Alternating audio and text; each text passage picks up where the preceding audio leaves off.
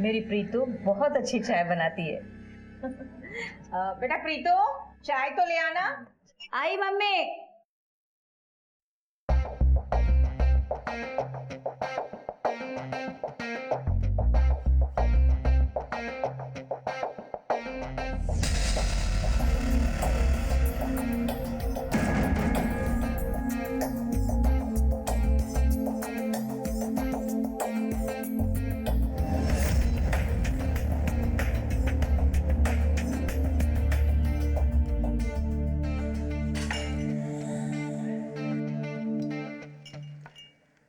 Thirty ml या पटियाला?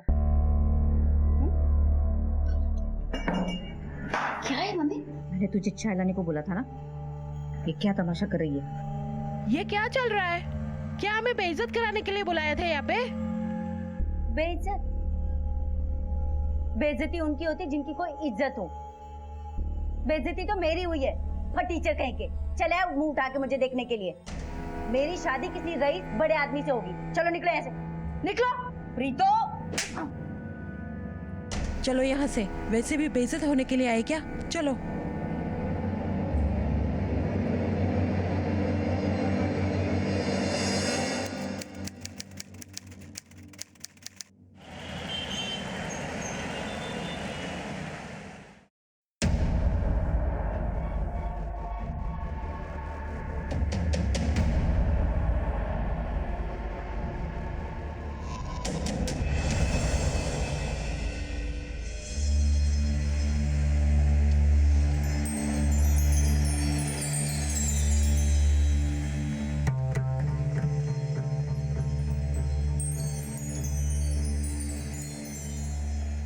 एक बार नजर मार के देख लो कैसी लग रही?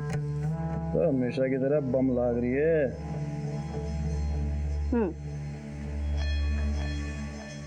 बिना देखे ऐसे कह रही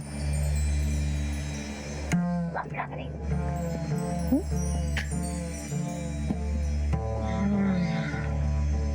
क्या बात है, आज बड़ा मूड में लाग रही है। कुछ चाहिए क्या तुझे? चाहिए नहीं, देने वाली हूँ। बिल्कुल थारे जैसा लौंडा, बाप बनने वाला है। सच? मुझ तुम्हारे प्यार की निशानी मेरे पेट में पड़।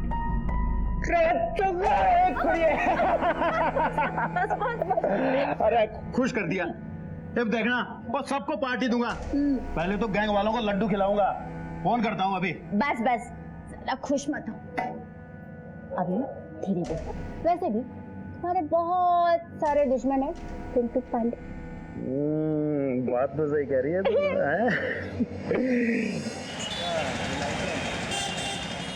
दिन ब दिन जवान होती जा रही है। माफ करना भाई साहब, मैंने देखा नहीं, वो बहुत जरूरी काम था ना इसलिए चला आया। हमेशा भाई के हालचाल पूछने आते हो, कई भाभी के भी पूछ लिया करो। ऐसा कुछ ना भाभी, बस थोड़ा काम में लगा रहता हूँ। काम बोल। भाई साहब वो गोकुल शास्त्री के गैंग वाले सुलह करना चाहते हैं। सालों के बाप को क्या मारा कि 2 दिन में औकात पता चल गई उनको। जी भाई साहब। औकात तो पता चलनी ही थी, उनके बच्चों को नया बाप जो चाहिए था, और तुमसे अच्छा बाप कहाँ से? मेरे साथ रह के ना तू बड़ी समझदार होगी। चल भाई साइड नो।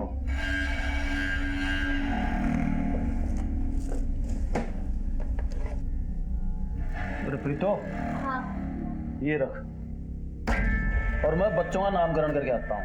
हाँ। ठीक है? जल्दी आना, राजमा चावल बना रही हूँ। बबन तू भी आ जाना। तो ठीक है, चल भाई।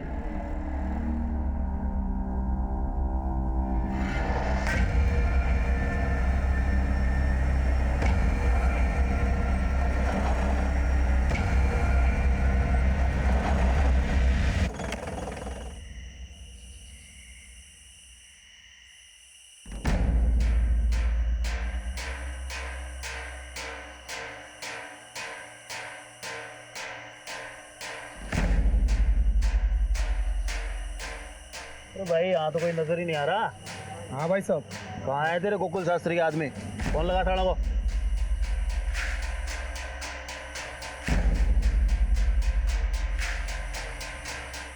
भाई साहब कोई फोन ही नहीं उठा रहा। भाई कुछ गड़बड़ लग रही है मुझे। चल भाग यहाँ से, भाग।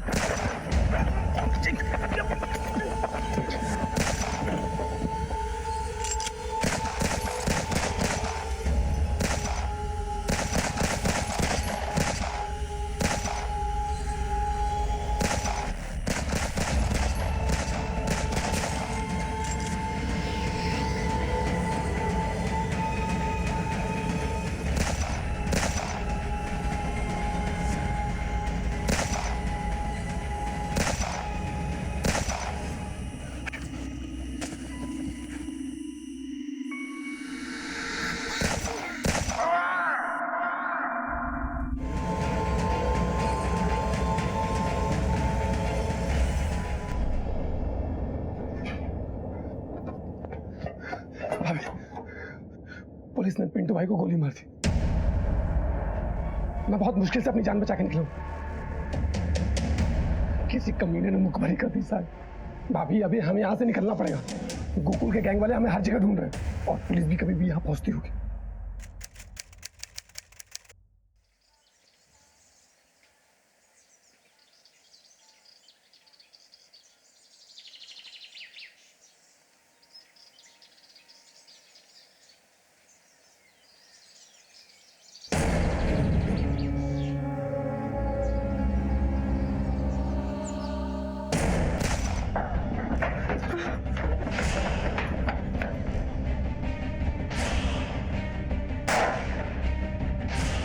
तो भाभी चलो यहाँ से निकलना पड़ेगा।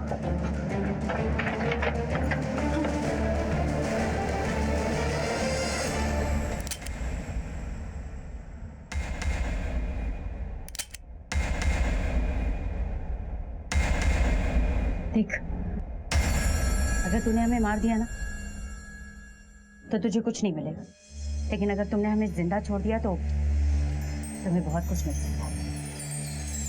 जब चाहो और जितना चाहो।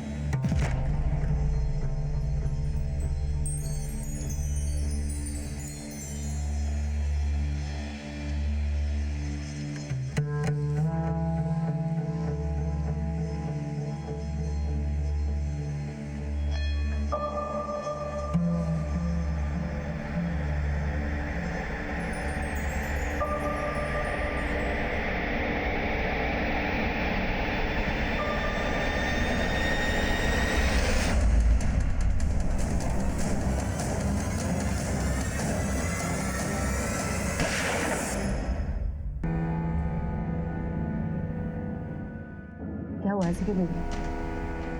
जान है तो जान।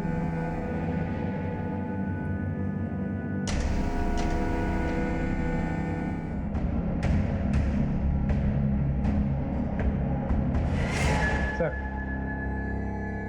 टेबल पे खाने की प्लेट एक है और खाना भी उसने आधा खाया है। आई थिंक वो जो खाना खा रही थी हमला तभी हुआ होगा। भैया इस पूरी बिल्डिंग के, मेन गेट के, इस फ्लोर के, सबके सीसीटीवी फुटेज चेक करो, पता चल जाएगा उस दौरान घर में कौन आया कौन गया। सफर इस लड़की की फैमिली से कांटेक्ट करने की कोशिश करते रहो। सर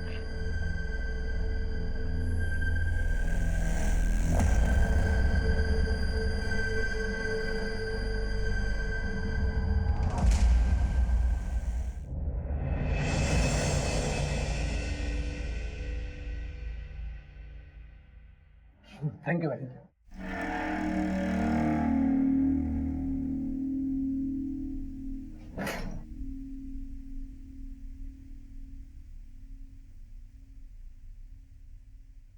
अभी अरे अभी बैठो यहाँ पे। भाभी आपको घबराने की कोई जरूरत नहीं।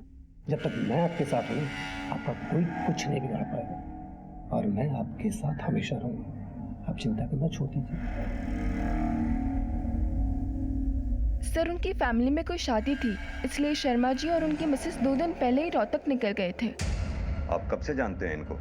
नंदिनी जब 3 साल की थी तब शर्मा जी यहाँ पे शिफ्ट हुए थे। ये नंदिनी के पापा काम क्या करते हैं? वो अकाउंटेंट है बिजली विभाग में। आप लोगों में से किसी ने नंदिनी के घर किसी को आते जाते देखा हो? नहीं सर। या नंदिनी की किसी से बात हुई हो? नहीं सर। सर कल रात लगभग 10 बजे नन्नी मेरे घर आई थी।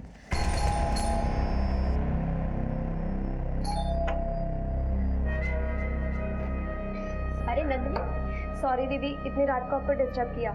वो मेरे पास सुबह सैलेड के लिए खीरा नहीं है, अगर आपके पास है तो दे दीजिए ना प्लीज। हाँ मैं लाती हूँ। सर, इतनी प्यारी और जोली नेचर की लड़की के साथ ऐसा कुछ हो सकता है? मुझे तो यकीन ही नहीं हो रहा है।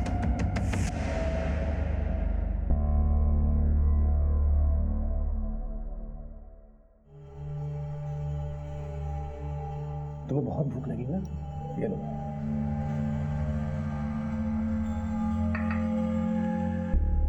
तो मेरा कितना ध्यान रखता है ना, अगर तू नहीं होता तो पता नहीं मेरा क्या होता। कुछ भी बोलती हो आप चुपचाप खाना खाइए, ठीक है? बबन,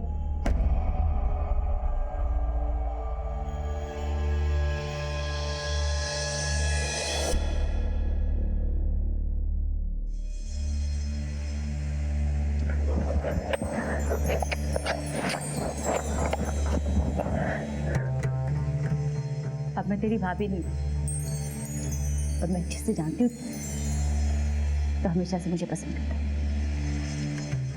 भाभी तो सिर्फ मजबूरी पे बोलता था, दिल से तो मुझे हमेशा अपनी प्रीतो मानता था ना। क्या हुआ, इतना घबरा क्यों रहा है? कभी मैं भी तुझे हमेशा से पसंद करती थी, पर कभी कह नहीं पाई। लेकिन आज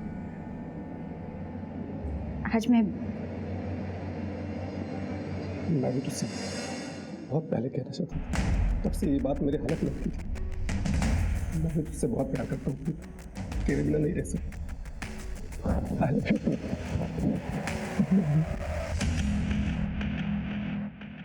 सर, नंदिनी के घर के फुटेज ये देखिए सर। ये फुटेज मैंने एक बार नहीं बल्कि कई बार बहुत ध्यान से चेक किया। रात भर नंदिनी के घर पे ना कोई आया ना गया। ऐसा कैसे हो सकता है विजय? कहीं ऐसा तो नहीं जिसे हम सीसीटीवी फुटेज में ढूंढ रहे हैं वो घर में किसी और रास्ते से अंदर घुसा हो, जैसे पाइप से चढ़ के या खिड़की के जरिए? नहीं सर, पॉसिबल ही नहीं। मैंने बहुत अच्छे से चेक किया था। हर खिड़की के बाहर ग्रिल लगी हुई है। अगर कोई पाइप चढ़ के ऊपर आ भी जाता तो ग्रिल लगे हैं, इसकी वजह से वो अंदर नहीं जा पाता। अंदर जाने के लिए एक ही दरवाजा है, वो है मेन डोर। अब सवाल ये उठता है कि वो जो कोई भी था घर में घुसा कैसे? सर, नंदिनी के माँ पापा गए।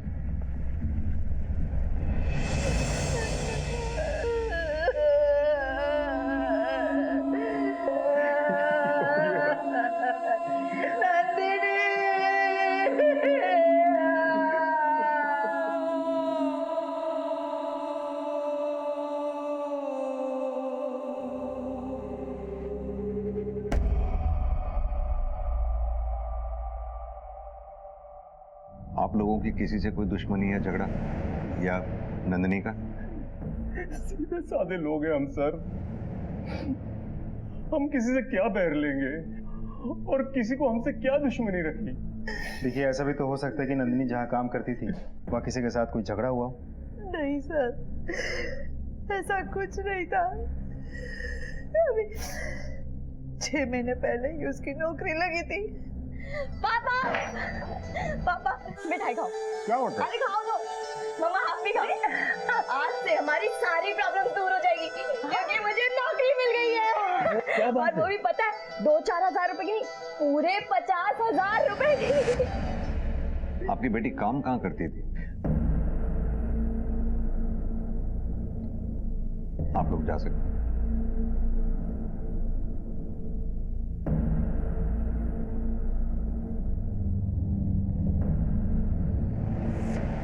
विजय, कुछ तो जरूर हुआ होगा जिस वजह से नंदिनी की जान गई।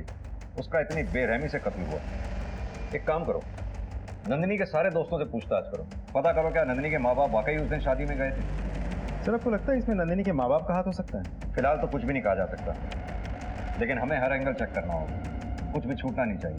सर, पुलिस ने नंदिनी की मौत से जुड़े हर पहलू को जांचना शुरू किया, लेकिन उनको कोई ठोस दलील नहीं मिल रही थी।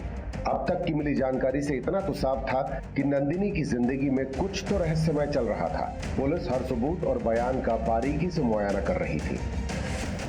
सर, हमने नंदिनी के दोस्तों से, फैमिली से, आस पड़ोस वालों से पूछताछ की, लेकिन हमें ऐसा कुछ भी नहीं मिला जिससे हम किसी पे शक कर सकें। उसका किसी के साथ कोई अफेयर भी नहीं था। सर जब से उसने वजन कम किया था उसको मेकअप का और कपड़ों का नया शौक चढ़ा था। बाकी सब कुछ पहले जैसे ही चल रहा था। और मैंने उसके माँ बाप के बारे में पता किया, वो लोग शादी में वाकई रोहतक गए। विजय, ये नंदिनी जहाँ काम करती थी वहाँ इंक्वायरी करो, शायद वहाँ से कोई इन्फॉर्मेशन मिले।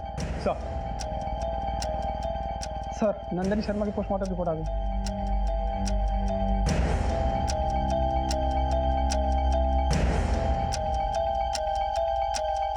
ये कैसे हो सकता है?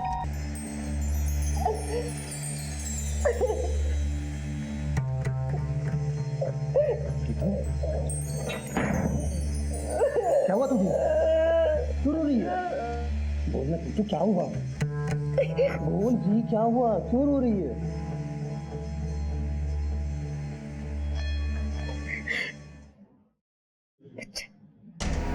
अच्छा तेरा बच्चा पड़ रहा है मेरे पेट में। क्या वो दिखाऊंगी मैं दुनिया को? किसी और की विधवा और किसी और का बच्चा पेट में लिए घूम रही हूँ। एक दिन तू भी मुझे छोड़ के चला जाएगा, ये सोच कर डर लगता है। देख मेरी बात सुन, मेरे को भरोसा, मैं तुझे और अपने बच्चे को छोड़ के कहीं नहीं जाऊंगा। मैं हमेशा तेरे साथ रहूंगा, मैं हमेशा तेरे साथ रहूंगा।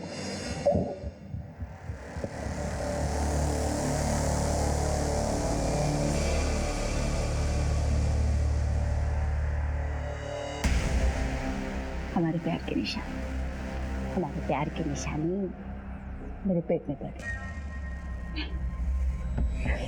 तो मेरी प्रीतो, क्या डॉक्टर कोई ऐसा क्यों करेगा?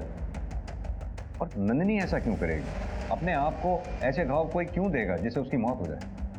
ये देखिए सर, नंदिनी के सर पे जो चोट है और दीवार पर जो खून के धब्बों के निशान हमें मिले हैं, वो दोनों आपस में मैच करते हैं। सर बात यह है कि जो इंजरीज हैं वो मेनली फोरहेड पे हैं, जो तभी होता है जब इंसान अपना सर खुद दीवार पर मारता है, और अगर कोई अटैकर होता तो इंजरीज स्कल पर भी होते। यानी कि नंदिनी ने अपना सिर खुद दीवार से पटका। हमारी इंक्वायरी में जहाँ तक हमें पता चला है, नंदिनी ऐसी लड़की नहीं थी कि वो आत्महत्या कर ले, और ना ही उसे कोई दिमागी बीमारी। बिल्कुल कर सकता है सर, इन मेडिकल ड्रग्स की वजह से। जिस मात्रा में ये नंदिनी के शरीर में पाई गई हैं, उस हालत में इंसान कुछ भी कर सकता है। सर नंदिनी के माँ बाप ने हमें नंदिनी का जो विजिटिंग कार्ड दिया था वो तो फेक है, उस नाम की कोई कंपनी है ही नहीं, और उस एड्रेस पे जो बिल्डिंग का नाम लिखा था वो तो खंडर बन चुकी है। और नंदिनी ऐसा कर क्यों रही थी? अपने माँ बाप से झूठ क्यों बोल रही थी? उसका तो कोई अफेयर भी नहीं था जिसे छुपाने के लिए वो ऐसा करे। क्या नंदिनी दोहरी जिंदगी जी रही थी? विजय काम करो, इस नंदिनी की सारी इंफॉर्मेशन निकालो, कहाँ जाती थी, किससे मिलती थी, अकाउंट डिटेल्स वगैरह वगैरह। मुझे लगता है कहीं कुछ ऐसा है जो अभी तक हमारे सामने नहीं आया। नंदिनी को कोई नशे की लत नहीं थी सर, आप उसे बदनाम कर रहे हो। देखिए, हम उसे बदनाम नहीं कर रहे। ये नंदिनी की पोस्टमार्टम रिपोर्ट है, जिससे साफ साफ जाहिर होता है कि नंदिनी के शरीर में भारी मात्रा में ड्रग्स मिले। देखिए, बच्चे जब बड़े हो जाते हैं बहुत सी बातें अपने माँ बाप से छुपाने लगते हैं।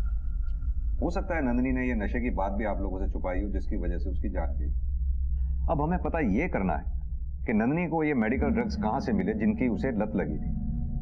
और तो और नंदिनी के ऑफिस का जो आपने विजिटिंग कार्ड हमें दिया था, उसका एड्रेस भी फेक है, ना तो उस नाम की कोई कंपनी और ना ही कोई बिल्डिंग। आपको जरूर कुछ गलतफहमी हुई है। वो भला ऐसा क्यों करेगी? नंदिनी का किसी बीमारी का इलाज चल रहा था इन दिनों? नहीं सर, इलाज तो नहीं, पर हाँ वजन घटाने के लिए उसने स्लिमिंग क्लिनिक ज्वाइन किया था।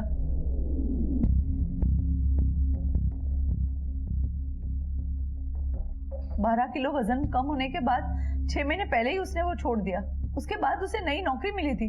नाम क्या है उस क्लिनिक का? Insta chef weight loss clinic. Nandini बचपन से थोड़ी मोटी थी, लेकिन बड़े होते होते उसे इस मोटापे से टेंशन होने लगी। कोई उस पर हंसता तो कोई उसको टोकता, वो बहुत दुखी हो जाती थी। सर, ये रही मेरी नंदिनी की तस्वीर। क्लिनिक जाने के बाद उसका वजन तेजी से घटने लगा। वो उसे कुछ दवाइयां देते थे जिससे उसका वजन घट रहा था। स्लिमिंग सेंटर ज्वाइन करने के बाद क्या आपने नंदिनी में वजन घटाने के अलावा कोई और चेंज नोटिस किया था? नहीं सर, वजन कम होने के बाद नंदिनी बहुत खुश थी, नए फ्रेंड्स बना रही थी, फ्रेंड्स के साथ बाहर जा रही थी। बट हाँ, थोड़ी सी चिड़चिड़ी हो गई थी। कॉन्फिडेंस बहुत बढ़ गया था उसका, लेकिन साथ ही उसका मूड स्विंग्स भी बढ़ने लगे था।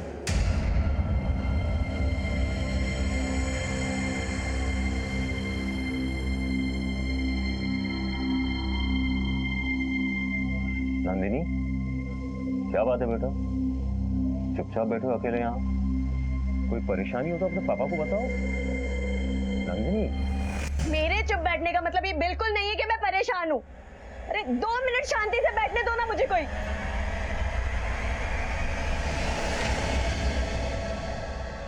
एक बात बताइए, ये नंदिनी का खर्चा कैसे चलता था? पैसे तो उसके पास होते ही थे, हमें लगा नौकरी कर रही है वहीं से आ रहे होगे। कुछ समझ में नहीं आ रहा है वो क्या कर रही थी। भाई भाई ठाकुर ने फ्लाईओवर के पास बुलाया और बुलाया अकेला आने। रुक जाता हूँ, मैं जाके आता हूँ। अपना ध्यान रखना और संभाल कर जाना। तू घबरा मत, पुलिस को पता भी नहीं कि हम कर रहे हैं, ठीक है? सर, नंदिनी के कॉल रिकॉर्ड के हिसाब से उसके बारे में खास कुछ पता नहीं चला, लेकिन उसके मोबाइल लोकेशन से हमें ये इन्फॉर्मेशन मिली है कि वो गुरुग्राम के सेक्टर 48 में अक्सर आ जाया करती थी, वो भी उस टाइमिंग पे जब उसके माँ बाप के हिसाब से वो जॉब पर होती थी। वहाँ ऐसा क्या था? Swimming clinic. कोर्स पूरा होने के बाद नंदी शर्मा इस एरिया में क्यों जाया करती थी? इस स्विमिंग क्लिनिक का क्या राज है? सर, इस क्लिनिक के बारे में खास कुछ तो पता नहीं चला, लेकिन इतना पता चला है कि ये कंपनी 5 साल पुरानी है और दिल्ली एनसीआर में कुल मिला के 12 ब्रांचेस हैं और सारे के सारे ब्रांचेस बहुत अच्छा बिजनेस कर रही है। और हाँ सर, नंदिनी शर्मा के फाइनेंशियल डिटेल्स सर, इसके हिसाब से नंदिनी की कोई फिक्स सैलरी नहीं थी, लेकिन फिर भी हर महीने 40 से 60 हज़ार रुपये कैश उसके अकाउंट में डिपॉजिट हो जाते थे। विजय, होना हो इस नंदिनी शर्मा का कोई ना कोई राज इस स्विमिंग क्लिनिक से जुड़ा होता है।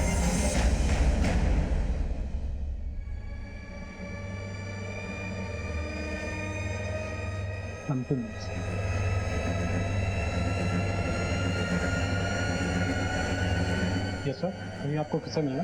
यहाँ का मैनेजर कौन है? उनसे मिलना है। Okay, 1 second.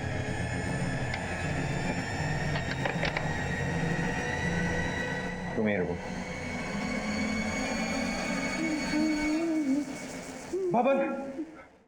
बबन मारा गया। पुलिस ने हमें फंसाया था वहां पे। पुलिस यहाँ कभी भी आ सकती है, हमें तुरंत यहाँ से निकलना होगा।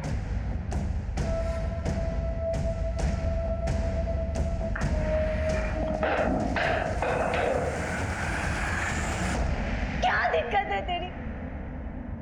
क्या चाहता है तू? क्यों मुझे चैन से नहीं जीने देता? जब भी खुश होती हूँ, जब भी कुछ अच्छा होता है, सब खत्म कर देता है। मुझे जीने का हक नहीं है क्या? क्यों मुझे चैन से नहीं जीने देता?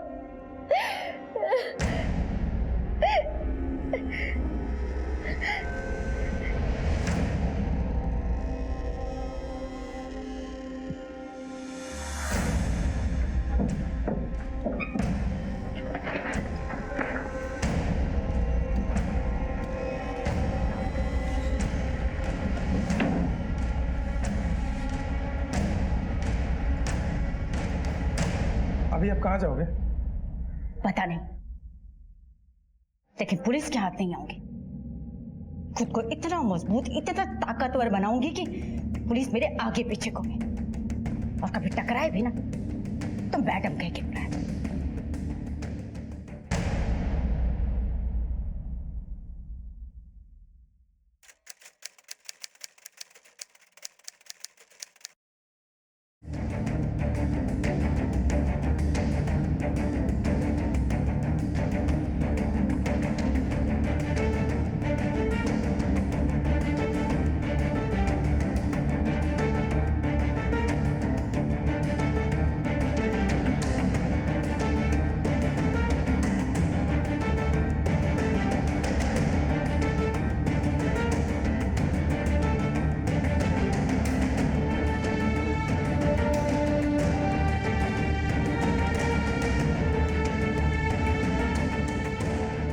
बुजुर्गों के लिए घर दान करके मैं उन पर कोई एहसान नहीं कर, बल्कि मालिक ने मुझे जो दिया है वही मैं दूसरों को दे रही हूँ। ये वृद्धाश्रम मैंने अपनी माँ की याद में बनवाया। उनके आदर्श और वसूलों का मैं पालन करती हूँ और आगे भी करती रहूँ।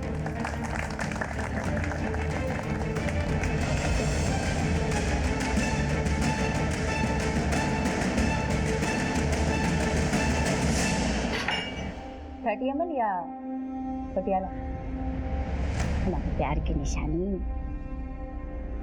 मेरे पेट में ये रख, और मैं बच्चों का नामकरण करके आता हूँ। पुलिस ने पिंटू भाई को गोली मार दी। मैं तुझसे बहुत प्यार करता हूँ। I love you। तेरा बच्चा पड़ रहा है मेरे पेट में। बबन मारा गया, पुलिस ने हमें फंसाया था वहां पे। पुलिस यहाँ कभी भी आ सकती है। पुलिस के हाथ नहीं आऊंगी, खुद को इतना मजबूत, इतना ताकतवर बनाऊंगी कि पुलिस मेरे आगे पीछे को। कल तक पुलिस से मुंह छुपाए फिर रही प्रीत आज इस मकाम तक कैसे पहुंची?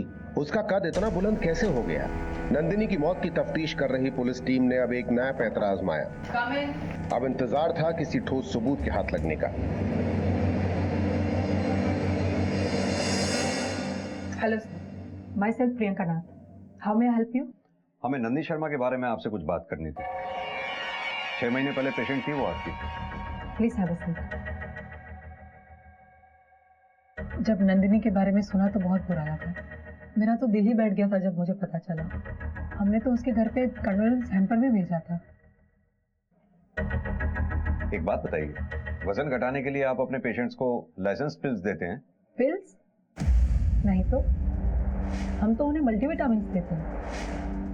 बल्कि ये पिल्स के तरीके तो हम उन्हें सजेस्ट भी नहीं करते, क्योंकि जितनी जल्दी इससे वेट लॉस होता है उतनी ही जल्दी वापस बढ़ता भी है। हम एकदम साइंटिफिक तरीके से ट्रीटमेंट करते हैं। आइए मैं आपको दिखाता हूँ।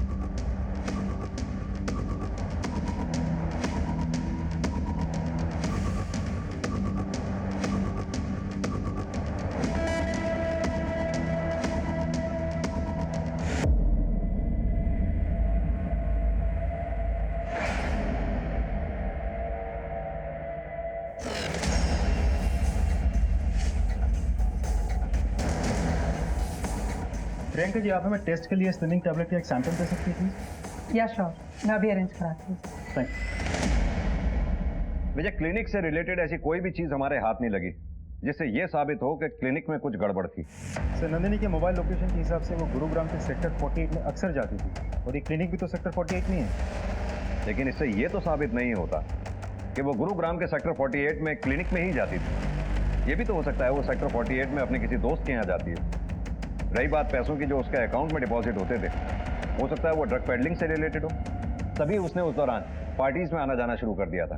विजय, एक काम करो, नंदिनी के सारे दोस्तों से पूछताछ करो। सर,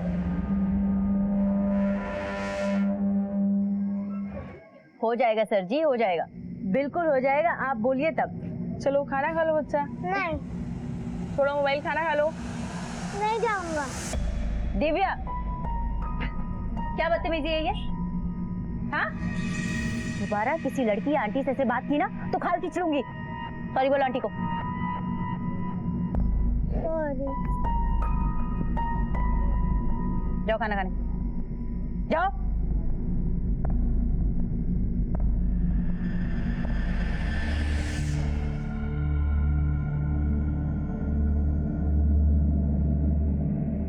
माय गॉड, बहुत सुना है इस क्लिनिक के बारे में।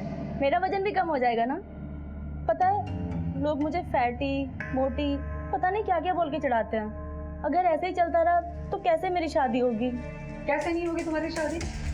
बिल्कुल होगी। और ये शादी क्या चीज़ है? एक बार हमारे साथ जुड़ने के बाद तुम्हारी भी जिंदगी बदल जाएगी, बाकी लड़कियों की तरह। सच? बिल्कुल।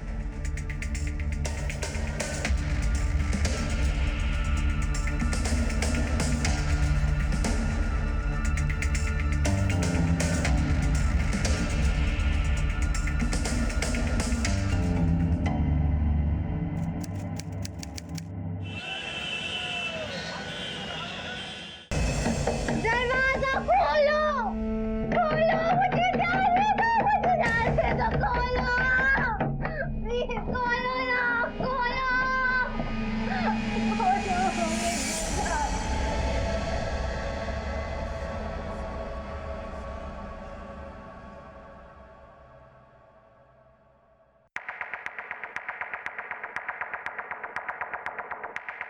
कुछ मिला?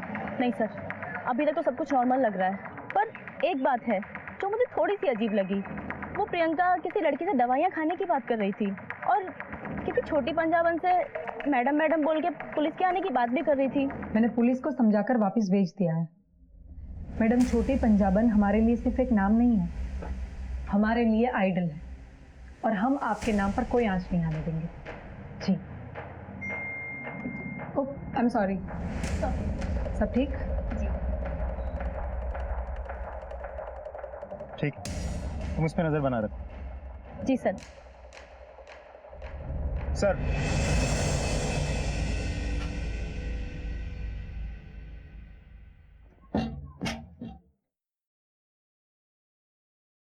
लो खाना खा लो।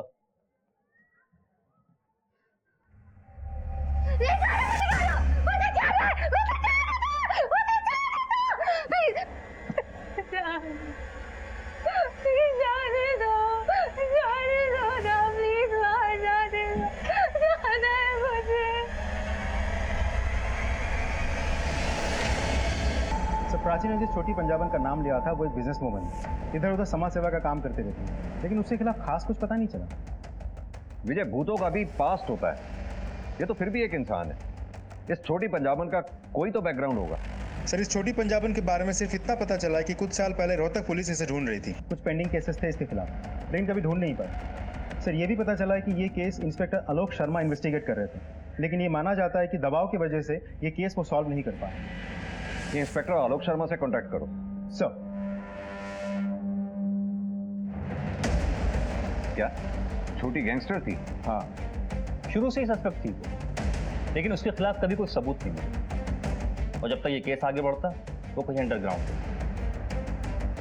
उसके काफी टाइम के बाद मैंने एक बार न्यूज़पेपर में उसकी फोटो देखी, अच्छा खासा नाम बड़ा करके वो सामने आई।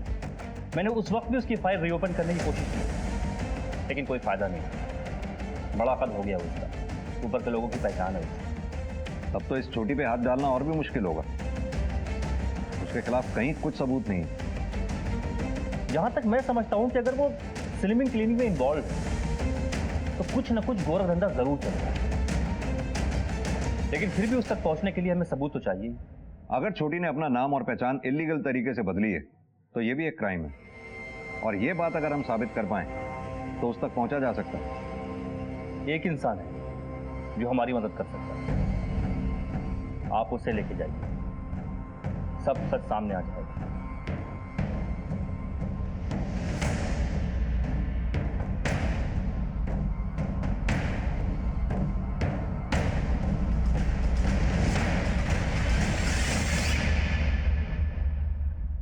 क्या हुआ, ऐसे कैसे गुस्से चले आ रहे हैं आप लोग? आपसे कुछ बात करनी थी। और मुझे कोई बात नहीं करनी? हमसे नहीं करनी, लेकिन इनसे तो करनी होगी।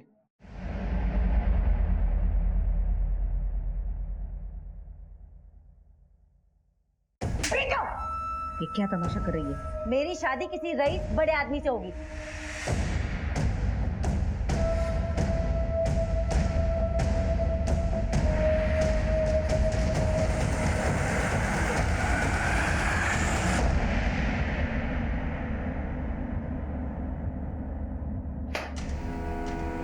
इतने साल गैंगस्टर बने रहने के बाद अचानक समाज सेविका बन गई। कमाल का हृदय परिवर्तन है, नहीं? पहले पिंटो के साथ, फिर बब्बन के साथ, फिर अचानक अंडरग्राउंड, अब इतने सालों बाद गुरुग्राम में समाज सेविका और बिजनेस वुमन बनकर बाहर आई। कहां से आया इतना पैसा? क्या गोरख धंधा चल रहा है उस स्लिमिंग क्लिनिक में? क्या लेना देना है तुम्हारा उससे? अगर मैं गैंगस्टर तो आप पुलिस वाले, आप लोग क्या है? क्लिनिक से जुड़ी एक लड़की ने अपनी जान ले ली है, उसके शरीर से हमें हेवी मात्रा में ड्रग्स मिले हैं। कुछ रोशनी डाल सकती है आप? क्लिनिक में 50 लड़कियां आती हैं सर, वो बाहर जाकर क्या गुल खिलाती है उससे मेरा क्या लेना देना? और रही बात आपके सवालों तो उसके जवाब देना ना तो मैं जरूरी समझती हूँ और ना ही वो मेरी मजबूरी है। लेकिन हमारे लिए जरूरी है, क्योंकि ये बात तुम बहुत अच्छी तरह से जानती हो कि हम अगर अपने पे आ गए तो सच उगलवाई लेते हैं। 4 घंटे हैं तेरे पास सोचने के लिए, सोच लो, मर्जी से बोलोगी या आओ भगत करा के?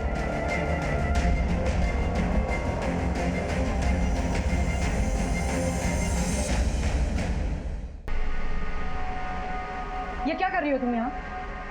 कुछ नहीं मैम, वो किसे पूछकर तुम मेरे कैबिन में आई? और ये लैपटॉप में क्या कर रही थी तुम? और वो क्या छुपा रही हो? यहाँ दो।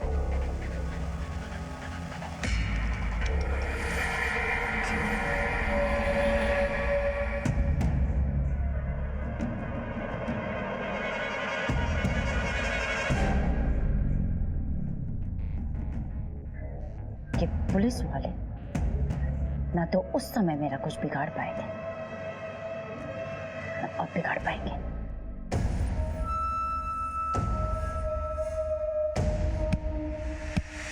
मैडम, ये क्या कर रही हो? मैम पुलिस क्या हो? मैम पुलिस मुझे फंसाना चाहती है। मैम झूठा केस बनवाने के लिए मेरी ऐसी हालत कर दी। मेरी आप लोगों से विनती है कि आप लोग मेरी मदद करिए, इस केस को लेके जाइए। देखिए इस पुलिस वाले क्या जुल्म कर रहे हैं। लेकिन सर, जी सर, कमिश्नर साहब का फोन था। ये मामला नेशनल मीडिया ने उछाल दिया। ये छोटी पंजाबन बहुत चालू चीज निकली, गेम खेल गई हमारे साथ। अब इसे छोड़ने के अलावा हमारे पास कोई चारा भी नहीं है। सर बाहर पूरी मीडिया जमा है, वो लोग इस केस को ऐसे दिखा रहे हैं जैसे कि गलती हमारी हो, और प्राची को भी क्लिनिक से निकाल दिया गया है। सर कुछ समझ में नहीं आ रहा है, हम करें तो क्या करें? किसी के खिलाफ हमारे हाथ कोई सबूत नहीं है। अब नंदिनी की मौत का राज खुलेगा कैसे? मैडम मैंने ही आपको फ़ोन किया था।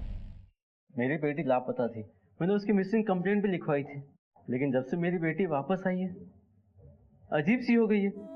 वो हमेशा ड्रग्स के लिए परेशान रहती है। मैंने बहुत कोशिश की उसकी ड्रग्स की लत छुड़ाने की, लेकिन कोई फ़ायदा नहीं हुआ। मेडिकल रिपोर्ट से पता चला है कि तुम्हारे ब्लड में कुछ ड्रग्स के ट्रेसेस पाए गए हैं, और तुम्हारे पापा का कहना है कि तुम्हारी ड्रग्स की लत छुड़वाने के लिए उन्होंने तुम्हें कमरे में बंद करके रखा था। क्या ये सच है? ये ड्रग्स की लत तुम्हें कैसे लगी? कौन देता था तुम्हें ये ड्रग्स?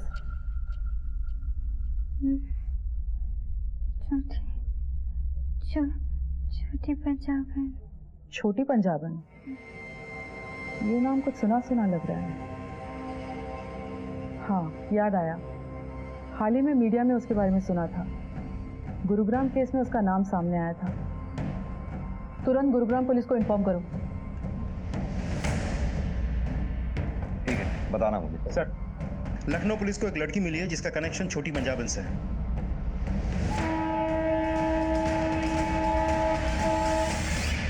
कुछ साल पहले मैं अपने बॉयफ्रेंड के साथ भाग गई थी, क्योंकि मुझे पता था पापा नहीं मानेंगे। उन्हें वो बिल्कुल पसंद नहीं था, और पापा सही भी थे मैम। वो मुझे भगा कर ले गया और मुझे छोटी पंजाबन को बेच दिया उसने मुझे एक कमरे में बंद करके रखा और मुझसे जबरदस्ती धंधा कराने लगी। क्या हुआ? अरे पगली, तुझे मालूम नहीं, इस धंधे में ना पैसा ही पैसा है। दर्द होता है ना, चल ये कुछ दिन दवाई खा के काम चला ले, तो धीरे धीरे आदत हो जाए। ले ले ले। दवाई के नाम पे मुझे ड्रग्स की लत लगा दी। मैं बुरी तरह से फंस चुकी थी। दिन रात मैं वहाँ से बस भागने की प्लानिंग करती रहती थी, और जैसे ही मुझे वो मौका मिला मैं फौरन वहाँ से भाग के पापा के पास आ गई। लेकिन उस ड्रग्स की लत ने मेरा पीछा नहीं छोड़ा। स्वाति, इस छोटी पंजाबन के गले का फांसी का फंदा तैयार करने का समय आ गया है। फांसी का फंदा मेरी जूती से? लड़कियां ये सब अपनी मर्जी से भी तो करती हैं सर। मैंने इसमें क्या नया कर लिया? उनका इस्तेमाल पैसे कमाने के लिए किया, और हाँ, बड़ी ईमानदारी से उन सब का हिस्सा उन्हें दिया। मुझे नौकरी मिल गई है, पूरे 50,000 रुपए की। वैसे भी लड़कियां हमेशा दूसरों का सहारा ढूंढती रहती हैं, रोते धोते रहती हैं। मैंने तो उन्हें समझाया कि बेवकूफ लड़कियों, तुम्हारे पास तुम्हारा खुद का बहुत कुछ है, क्यों किसी और के लिए रोना? और इस मिशन में तू नंदनी, रेतू और न जाने ऐसी कितनी लड़कियों की खरीद फरोख्त की, उन्हें नशे की आदत डाली ताकि तेरे और दलालों के चंगुल में फंसी रहे। धंधा कोई भी हो सकता, खरीदना बेचना तो पड़ता ही। और नंदिनी ने भी कुछ कम पैसे नहीं बनाए। जब नहीं झेल पाई तो मर गई। मैंने थोड़ी ना मारा है उसे। कितनी लड़कियों की जिंदगी बर्बाद कर दी है तुमने, इस बात का एहसास है तुम्हें? मैंने किसी के साथ जोर जबरदस्ती नहीं की सर, और मैंने नया क्या किया है? अब माल की डिमांड आएगी तो पूरी तो करनी पड़ेगी ना। किसी को 16 की चाहिए तो 30 की तो नहीं दे सकती ना सर। अब जिस फ्लो से अब तक इतनी बातें कही हैं, उसी फ्लो में सच भी बोल दे, वरना इसका हाथ अगर अपने फ्लो में चला तो कोई भी ड्रग तेरा दर्द कम नहीं कर पाएगी।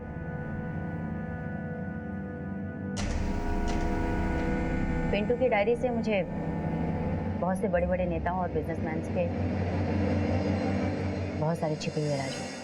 मैंने उन्हें धमकाकर अपने लिए एक नया नाम और पैसा इकट्ठा किया। जगह जगह पर मेरी क्लिनिक चलती है सर, बहुत सी लड़कियां आती जाती हैं। उनमें से मुझे जो पसंद आती थी लगता था कि अच्छी है, अच्छे पैसे मिलेंगे। उन्हें लालच देकर मैं अपने धंधे में ले लेती थी।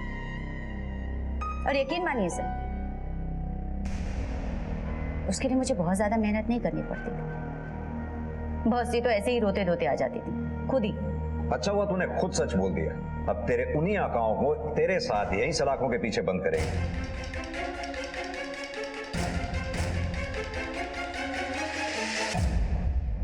अपने सपनों के पीछे भागते भागते मैं ये भूल ही गई थी कि देर सवेर कहीं ना कहीं इनका अंत हो ही जाएगा। कुछ पाने के लिए कुछ खोना पड़ता है, इसका मुझे विश्वास था। लेकिन आज ये एहसास हुआ कि कुछ पाने के लिए मैंने अपना सब कुछ खो दिया।